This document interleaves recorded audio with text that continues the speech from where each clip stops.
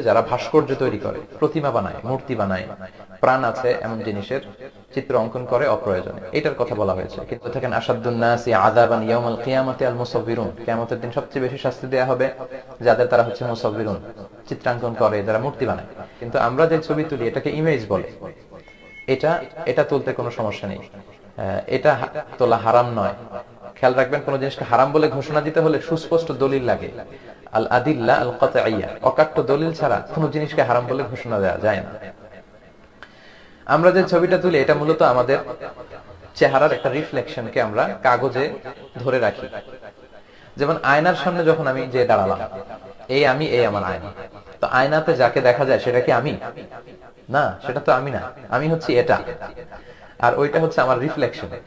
তো এই রিফ্লেকশনকে যদি ধরে রাখা জায়েজ না হয়, তাহলে তো আয়নার সামনে দাঁড়ানো যাবে না। বিষ্ণুবী তো আয়নার সামনে দাঁড়াতেন আর পড়তেন আল্লাহুম্মা হাসসানতা খালকি ওয়া আহসিন খুলুকি, আল্লাহ আমার চেহারা যেমন সুন্দর করেছেন আচরণকেও সুন্দর করে দেন।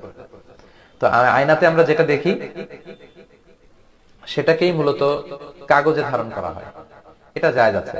এটা বর্তমান প্রেক্ষাপটে খুবই জরুরি। পরীক্ষা দিতে গেলে অ্যাডমিট কার্ডের জন্য ছবি লাগে, ভোটার আইডিতে ছবি লাগে, পাসপোর্ট করতে ছবি লাগে, ইমিগ্রেশনের ছবি লাগে, যে কোনো কাজে ছবি লাগে। সো এটা খুবই জীবন ঘনিষ্ঠ একটা বিষয়। ছবি আমরা তুলতে পারবো, তবে অপ্রয়োজনে যেন তোলা না হয়। আপনার বিভিন্ন লাইফ ইভেন্ট বিভিন্ন প্রোগ্রামের ছবিগুলো কিন্তু আপনারা চাইলে তুলে রাখতে পারেন, তবে অপ্রয়োজনীয় বারবার এত বেশি ছবি তোলা এটা ঠিক হবে না। এটা শুধু ছবির ক্ষেত্রে না, যে কোনো জিনিসের ক্ষেত্রেই। মিন হুসনি ইসলামিল মারই তারকুহু মা লা ইয়ানিহি, ব্যক্তির ইসলামের সৌন্দর্য হচ্ছে এমন জিনিস বর্জন করা যেটার কোনো প্রয়োজন নেই, অপ্রয়োজনীয়। বঙ্গবন্ধুর ভাস্কর্যের নামে সারা বাংলাদেশে কি জোরে সোরে